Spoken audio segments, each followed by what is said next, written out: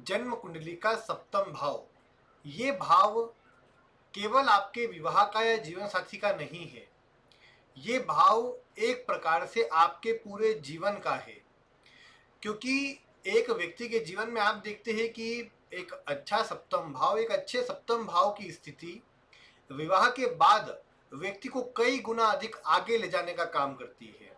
लेकिन ठीक इसके विपरीत स्थिति अगर किसी व्यक्ति की कुंडली में बनी हुई हो, यानी सप्तम भाव खराब हो, सप्तमेश खराब हो, तो ऐसे व्यक्ति को जीवन काल में अनेकों परेशानियों का सामना करना पड़ता है। विवाह के बाद से ऐसा व्यक्ति धीरे धीरे करके डाउन होता चला जाता है। तो ये स्थिति क्या करती है कि आपके जीवन में दर्शाती है कि ये सप्तम भाव जो है ये ऐसा भाव है जो आपके पूरे जीवन को नियंत्रित करता है।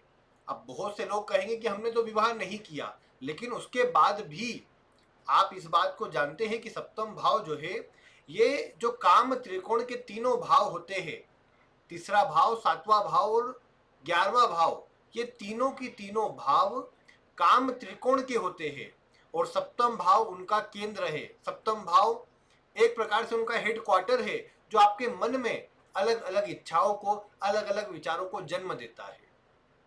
वैसे तो इस सप्तम भाव को मारक भी माना गया है और इसीलिए भी माना गया है क्योंकि यह अष्टम भाव से 12वां होता है। हालांकि खैर वो मारक के पूर्ण प्रभाव में तभी आता है वो जब कुंडली के तीसरे, छठे, आठवें या 12वें के स्वामी के साथ में हो, किसी प्रकार के कनेक्शन में हो। नहीं होने पर उतना प्रभाव नहीं। लेकिन खैर आज का जो विषय है ये विषय है कि सप्तमेश की स्थिति आपकी कुंडली में कैसी है, सप्तमेश की स्थिति आप कैसी लेकर के आए हैं, जो आपके पूर्व जीवन के कैसे कर्मों को दर्शा रही है, और ये स्थिति सप्तमेश की आपके जीवन में किस त्रिकोण में होकर के आपके लिए शुभ है, आपके लिए अशुभ है, आपके वैवाहिक जीवन के लिए, विवाह के लिए अच्छी है, इत्यादि सभी बातों की मैं आपको जानकारी देने वाला हूं। इसीलिए आप आज की वीडियो को ध्यानपूर्वक देखें, जिससे आपको सप्तमेश से जुड़ी और अपने विवाह और इससे ही जुड़े कुछ महत्वपूर्ण विषयों से जुड़ी संपूर्ण जानकारी प्राप्त हो सके।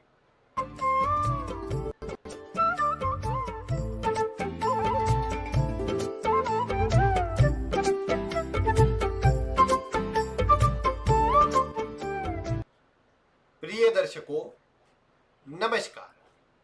आज मैं आपको सप्तम भाव के स्वामी का कुंडली के 12 भावों में प्रभाव बताने वाला हूं। लेकिन ये जो प्रभाव मैं आपको बताने वाला हूं, ये प्रभाव अलग अलग त्रिकोण के आधार पर बताने वाला हूं। जैसा कि मैंने आपको पिछली वीडियो में बताया हुआ है, लग्न से छठे भाव के स्वामियों का अलग अलग त्रिकोण में स्थित होना किस तरह का प्रभाव देता है, उससे जुड़ी मैंने आपको जानकारी दी है। और आज की ये जो वीडियो है ये जुड़ी हुई है सप्तमेश के अलग अलग त्रिकोण में स्थित होने पर। आप ये तो जानते ही है कि 4 प्रकार के अलग अलग त्रिकोण कुंडली में होते हैं और सामान्य जीवन में भी धर्म, अर्थ, काम और मोक्ष, इस प्रकार के 4 त्रिकोण होते हैं। और सप्तम भाव जो है ये काम त्रिकोण में आता है। काम त्रिकोण यानी आपकी कामनाओं, आपकी इच्छाओं को दर्शाने का काम करता है। आपके जीवन में आप कितनी इच्छाओं को रखेंगे, आपकी इच्छाएं कितनी प्रबल रहेंगी, इत्यादि बातों को ये काम त्रिकोण का सप्तम भाव दर्शाने का काम करता है। जरूर ये विवाह का भाव है, जीवन साथी का भाव है, पार्टनरशिप का, व्यापार का, ये सप्तम भाव अवश्य होता है। लेकिन एक बात आप समझ करके चलिए कि कुंडली का जो सप्तम भाव है ये आपके एक दूसरे जीवन को दर्शाता है कि आपका मतलब आधा जीवन तो चलो जो शुरुआती जीवन है आपने अपने अनुसार जी लिया, लेकिन विवाह के बाद क्या, विवाह के बाद कुछ लोग अच्छा राइज करते हैं और कुछ लोग डाउन हो जाते हैं। तो ये प्रभाव सप्तमेश दर्शाता है। आप अपनी कुंडली उठाइए और ये देखिए सप्तम का स्वामी कौन बनता है। अगर आपकी कुंडली में आप देखते हैं सप्तम भाव का जो स्वामी है, जो भी ग्रह बनता हो, वो अगर कुंडली के लग्न में यानी जो पहला भाव होता है उसमें, पंचम भाव में या नवम भाव में, इन 3 में से किसी भी भाव में जाकर के बैठा हो, तो ये धर्म त्रिकोण के भाव होते हैं। अब एक बात समझिए जरा, यहाँ पर काम त्रिकोण इच्छाओं आदि से जुड़ा हुआ है, धर्म त्रिकोण जो है वो धार्मिकता से तो जुड़ा ही है, लेकिन ये बोल सकता हूं मैं कि उसमें ईमानदारी भी है, उसमें खुद के दम पर आगे बढ़ने की चाहत भी है, खुद को कुछ बड़ा कर दिखाने की चाहत भी है। अब सप्तम का स्वामी अगर इन तीनों भावों में हो तो एक चीज जीवन साथी में देखने को मिलती है कि जरूर वो धार्मिक होगा, ईमानदारी से कार्य करने वाला होगा, रिश्तों में भी ईमानदार रहेगा, सभी को लेकर चलना चाहेगा। लेकिन एक और बात आ जाएंगी कि वो जो भी करना चाहेगा अपने अनुसार करना चाहेगा। ये जो धर्म त्रिकोण का भाव होता है ये अग्नि तत्वीय भाव होते हैं, इसीलिए यहाँ पर जो स्वभाव होता है वो डोमिनेंस दिखाने वाला भाव, एक स्वभाव निकल के आता है। इसीलिए सप्तम के स्वामी का लग्न पंचम या नवम में होना अच्छा है, जीवन साथी अच्छा प्रदान करता है। जो जो मैंने अभी क्वालिटी बताई कि धार्मिक होगा, ईमानदार होगा, सभी को लेकर चलेगा, लेकिन अपने अनुसार सब काम करवाना चाहेगा। और जीवन में एक बात देखने को मिल सकती है कि ज्यादा झुकने का, दबने का स्वभाव नहीं होगा, और यही वैवाहिक जीवन में परेशानी भी क्रिएट कर सकता है तब जब सप्तम का स्वामी इन भावों में पीड़ित हो जाए। अन्यथा सप्तमेश का इन भावों में होना जीवन में उन्नति देने वाला होता है। और सप्तम का स्वामी नवम में हो तो आप जानते ही है कि यह भाग्योदय करवाता है विवाह के बाद। विवाह के बाद ही ऐसे व्यक्ति के जीवन में उन्नति बढ़ती है, उन्नति मिलती है और जीवन में अच्छा प्रभाव मिलता है। अब अगर खराब है, किसी प्रकार से पीड़ित आदि स्थितियों में है, तो इसके नेगेटिव प्रभाव भी मिल सकते हैं और फिर तो परेशानी का सामना भी करना पड़ सकता है। अन्यथा पंचम का स्वामी नवम में होगा तो अधिकतर मामलों में अच्छे प्रभावों को देगा, अच्छा प्रभाव दिलाने का काम करेगा। पंचम का स्वामी अगर लग्न में भी हो तो ये जरूर एक इस प्रकार की स्थिति दर्शाता है कि जीवन साथी मतलब थोड़ा अपने अनुसार काम करना चाहेगा, लेकिन जिसकी कुंडली होगी यहाँ ये भी अधिक संभव होता है कि वो स्वयं की इच्छा के अनुसार विवाह करना चाहे, ज्यादा किसी की सुनकर विवाह न करे।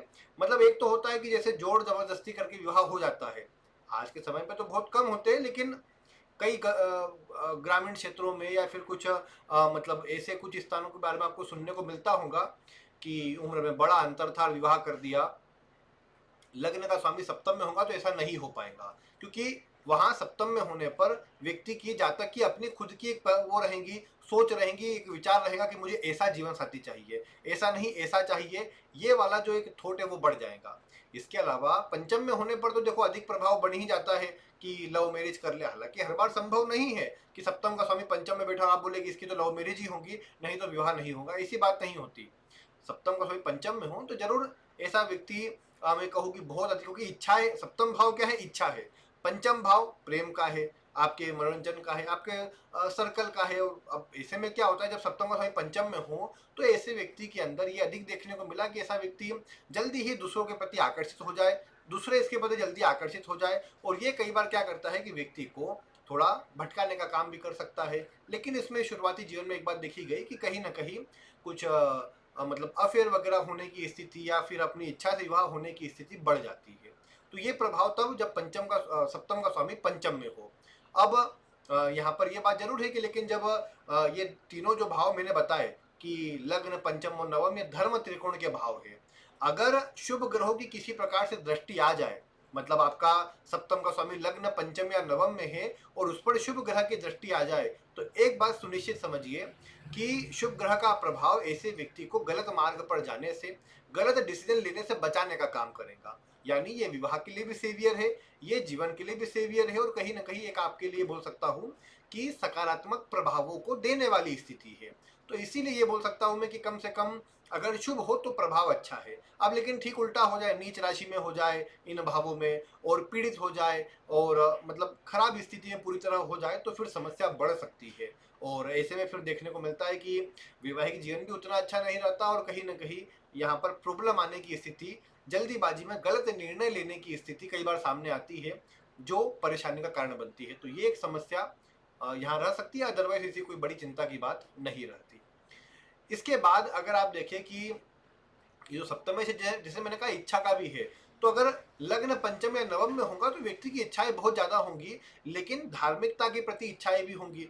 जहां एक और मतलब सुख सुविधा और अपनी जो भौतिकता है वो अर्जित करना होगा, लेकिन उम्र बढ़ने के साथ में सुख सुविधा की तरफ से मन हट करके जो ज्यादा रुझान है वो बढ़ जाएगा धार्मिकता की ओर, आध्यात्म की ओर, या ऐसे भी गहराई तक विषय को सीखना खोजना, इस तरह की प्रवृत्ति रहेंगी जो स्वभाव में आजीवन देखने को मिलेंगी। तो ये एक प्रकार से ठीक ही होता है, खराब नहीं होता। इसके बाद यदि आप देखें कि पंचम का जो सप्तम का जो स्वामी है वो कुंडली के दूसरे भाव में, छठे भाव में या 10वें भाव में हो, ये जो तीन भाव होते हैं ये मतलब अर्थ त्रिकोण के भाव होते हैं, धन से जोड़ करके इनको देखा जाता है। और ये तीनों भाव आपके जीवन में, अगर मैं कहूँ सप्तमेश इन भावों में है, तो जीवन काल में बड़ी मात्रा में धन सुख सुविधा अर्जित करने के लिए एक बहुत अच्छा योग है सप्तमेश का दूसरे, छठे या 10वें भाव में होना। जरूर ये भी संभव है कि ये कहीं ना कहीं अगर पीड़ित स्थिति में हो तो व्यक्ति गलत मार्ग की ओर जाने का प्रयास कर सकता है।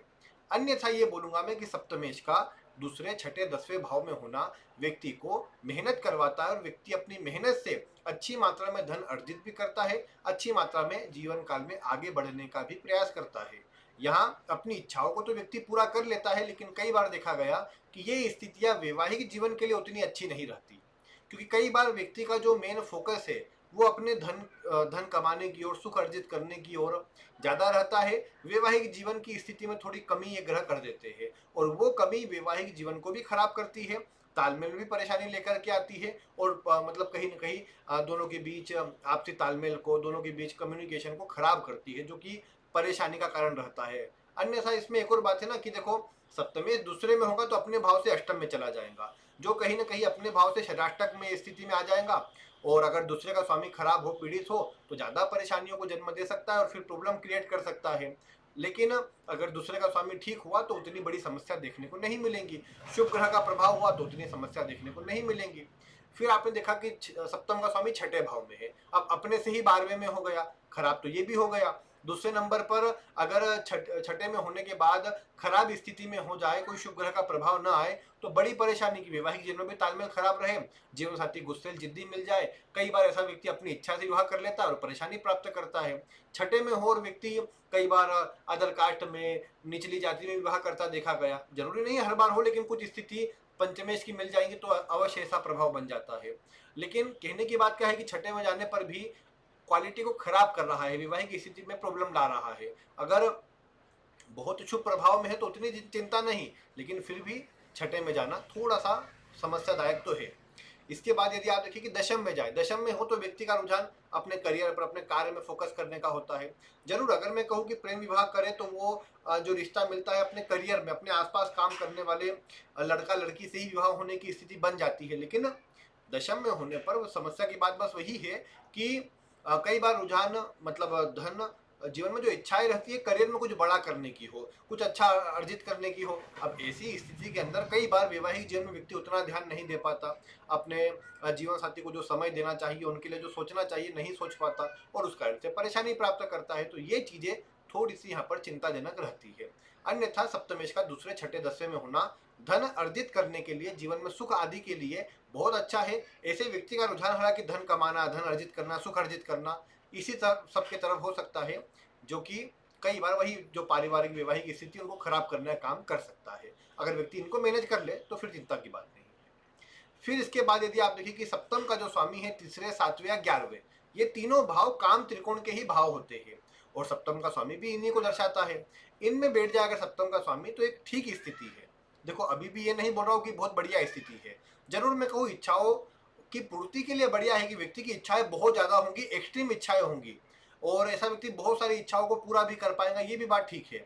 लेकिन इसे भी अगर हम कहें कि व्यक्ति का ध्यान अगर अपनी इच्छाओं को पूरा करने में ही रहेगा, तो वो अपने घर परिवार को उतना समय नहीं दे पाएगा, अपने घर परिवार वालों के लिए उतना अच्छा नहीं सोच पाएगा, या उनके लिए कुछ नहीं कर पाएगा। यहाँ तक कि जीवन साथी के लिए भी यही बात निकल के आएंगी।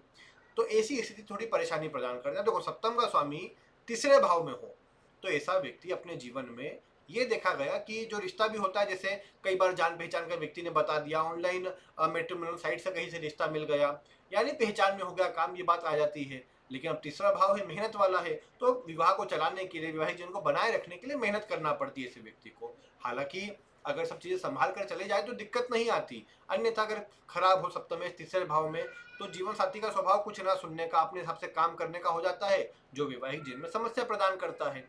तो ये एक थोड़ी सी प्रॉब्लम यहाँ पर रह सकती है। अन्यथा ये एक ठीक स्थिति है। विवाह के बाद मेहनत बढ़ेंगी, ये बात तो पक्की है, लेकिन कम से कम मतलब वैवाहिक जीवन के लिए फिर भी एक ठीक स्थिति कहीं कहूंगा इसे मैं, बहुत खराब भी नहीं तो बहुत अच्छी भी नहीं। सप्तम के स्वामी का 11वें भाव में होना, देखिए सुनने में तो अच्छा लगा, 11वें भाव में सब ग्रह अच्छे होते हैं, सप्तमेश भी अच्छा प्रभाव देगा, जरूर अच्छा प्रभाव देता है धन लाभ के लिए, धन अर्जित करने के लिए। वैवाहिक जीवन के लिए ऐसे व्यक्ति की इच्छा मतलब कहीं ना कहीं भटकती हुई देखी गई। ऐसे व्यक्ति का जो मन है स्थिर न होकर के भटकाव की ओर ज्यादा होता है, और इसी में ये देखा गया कि सप्तम के स्वामी का 11वें भाव में होना व्यक्ति को भटकाता भी है और एक से अधिक विवाह भी करवा सकता है, एक से अधिक संबंधों में जोड़ सकता है, जो कि वैवाहिक जीवन के स्तर को खराब कर सकता है। तो ये एक समस्या यहाँ पर कई बार सामने आ सकती है। अन्यथा सप्तम के स्वामी का कुंडली के 11वें भाव में होना जीवन काल में एक बात देखी गई इसके चलते कि जीवन में एक से अधिक मार्गों से धन कमाता है ऐसा व्यक्ति, एक से अधिक चीजों को जोड़ कर रखता है अपने साथ में, जो अच्छा रहता है। लेकिन बस समस्या की बात वही है ना कि विवाह को लेकर के अगर आप देखेंगे तो सप्तमेश का इन भावों में होना भी कमजोर कहा जाएगा, खराब कहा जाएगा। सप्तम के स्वामी का सप्तम भाव में ही होना, अब ये भी निर्भर करता है कि कितना अच्छा कितना खराब। देखो, सप्तम का स्वामी कोई भी होगा, लग्नेश का तो शत्रु होगा, सप्तम में होगा तो लग्न को तो देखेगा। अब ऐसी स्थिति में व्यक्ति के स्वभाव में, व्यक्ति के गुणों के अंदर वो अपने से जुड़े ट्रेड जोड़ने का काम करता है जो लग्न के विरुद्ध में होते हैं। जैसे मान लीजिए आपने देखा कि लग्न में मंगल है, मंगल लग्न का स्वामी है मतलब, और सप्तम में शुक्र बैठे हुए अपनी राशि के अंदर। अब आपने कहा ये मालव्य योग बनाएगा, जो मंगल के गुण है उससे दूर कर देगा। कैसे? व्यक्ति का अपना जो स्वभाव है मेहनत से हासिल करना, अपनी ऊर्जा से चलना, अपने तरीके से काम करना, शुक्र आ गया, दो चार की पूछ के चल लो, दो चार की सुन लो थोड़ा। सप्तम में मतलब शुक्र देख रहा है तो शुक्र क्या करेगा कि चीजों को संभाल लो और साथ में मैनेज करके चलो, ज्यादा मेहनत नहीं, बुद्धि से काम करो, बैठे बैठे काम करो, ज्यादा भागदौड़ मत करो। तो ये चीजें व्यक्ति के स्वभाव में परिवर्तन ले आएंगी, जो कि कई बार तो अगर अन्य ग्रहों का कॉम्बिनेशन सही बैठ जाए तो बहुत बढ़िया, अन्यथा खराब भी। हम शुक्र में कहूँ सप्तम में अकेला है, लड़का हो या लड़की, परेशानी तो ये शुक्र क्रिएट करेगा। सप्तम का कारक है, सप्तम में अकेला बैठ करके वैवाहिक जीवन में समस्या क्रिएट करता है ये। और ये देखा गया कि सप्तम में अकेले शुक्र का होना, पापक ग्रहों की दृष्टि में होना, विवाह विच्छेद तक हो जाने की स्थिति को उत्पन्न कर देता है। कई बार दो विवाह की स्थिति भी अकेला शुक्र बना देता है। इसी प्रकार चंद्रमा आदि आदि ग्रह जो भी है वो सब अकेले बैठेंगे तो प्रॉब्लम क्रिएट करते ही है, ये तो देखा गया। साथ में कोई आ गया, अब वो अगर सपोर्ट करने वाला हुआ, थोड़ी चीजों को मैनेज करने वाला हुआ तो ठीक है। जैसे मान लीजिए सप्तम में बुध है, अपनी ही राशि का है, सूर्य भी आ गया, बढ़िया है। लेकिन बुध है और साथ में मंगल आ गया, शत्रु हो गया उसका। मंगल बुध दोनों विवादों को जन्म देंगे, कहा सुनी का प्रभाव बढ़ाएंगे और नुकसान भी करवाएंगे, विवाह के बाद प्रॉब्लम भी देंगे। तो ये सारी चीजें यहाँ पर आपको देखने वाली बात है। बाकी सप्तम में अगर आप देखते हैं कि सप्तम का स्वामी है तो ये थोड़ा मिला जुला प्रभाव है, कोई बहुत शुभ नहीं, लेकिन शुभ ग्रहों का अकेले शुभ ग्रहों का प्रभाव है तो अच्छा है। अगर पापक ग्रहों का अधिक प्रभाव आता है तो थोड़ी दिक्कत वाला प्रभाव रहेगा, और फिर जिस तरह का सुख आप सोच रहे हैं उतना नहीं मिल पाएगा। हाँ, जैसे आप जानते हैं शनि को सप्तम में दिग्बली माना गया है, अच्छा प्रभाव देने वाला कहा गया है। तो सप्तम में शनि है, अपनी राशि का भी होगा तो लगने का तो शत्रु ही है। अब ऐसे में संघर्ष को, डिले को, रुकावटों को बढ़ाने का काम करेगा। लेकिन शुभ ग्रहों का प्रभाव हुआ तो उतनी समस्या नहीं। लेकिन अन्यथा कोई भी स्थिति में शनि भी होगा तो विवाह में उदासीनता को बढ़ा देगा। मतलब जितना दोनों का एक दूसरे में प्रेम होना चाहिए, दोनों लगाव होना चाहिए, वो देखने को कम मिलेगा, थोड़ा खराब रह सकता है। ऐसा नहीं कि विवाह को लेकर बड़ी ही प्रॉब्लम दे, कई बार तो हालांकि विवाह खराब भी कर देता है। लेकिन कहने की बात है कि शनि जैसा ग्रह है, शनि को सप्तम में उच्च का इसलिए कहा गया क्योंकि शनि लंबे समय तक खींच देता है किसी भी चीज को। अब सप्तम में आ गया तो विवाह की जो आयु है उसको लंबा कर देगा, तो कम से कम एक पॉजिटिव स्थिति रहेंगी। अब लेकिन यही शनि यहाँ पर खराब स्थिति में है तो फिर वो भी नहीं कहूँगी लंबा खींचे, लेकिन हाँ फिर वो परेशानी को लंबा खींच सकता है। तो वो देखना पड़ेगा कि सप्तम में है, किस स्थिति में है। इसके अलावा सप्तम का स्वामी आपने देखा कि चतुर्थ, अष्टम या द्वादश यानी चौथे, आठवें या 12वें भाव में बैठा हुआ है। तो सप्तमेश का चौथे, आठवें, 12वें भाव में होना एक प्रकार से मिले जुले प्रभावों को ही दर्शाता है। हाँ, ये है कि विवाह के बाद व्यक्ति के जीवन में बड़ा चेंज होता है, बड़ा ट्रांसफॉर्मेशन आता है, व्यक्ति कहीं बाहर चला जाए, बाहर से जुड़ जाए, दूर स्थानों पे अपने आप को शिफ्ट कर ले, ऐसी चीजें आ जाती है।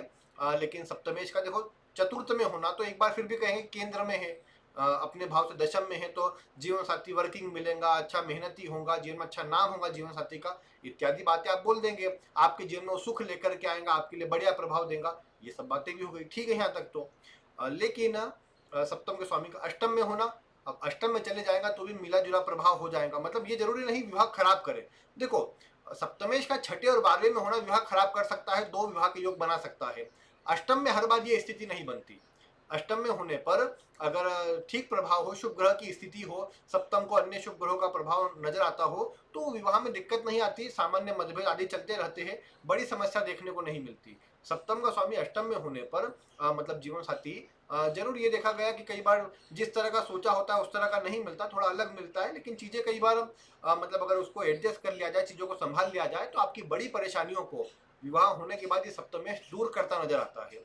अन्यथा अगर ठीक उलट स्थिति हो तो कई बार दिक्कतों को बढ़ाता भी नजर आ सकता है सप्तम के स्वामी का अष्टम में होना। लेकिन एक बड़ा ट्रांसफॉर्मेशन, बड़ा चेंज होता है। अब उसको आप किस प्रकार लेते हैं वो मैं एक प्रकार से आपके लिए कहूंगा अवसर है।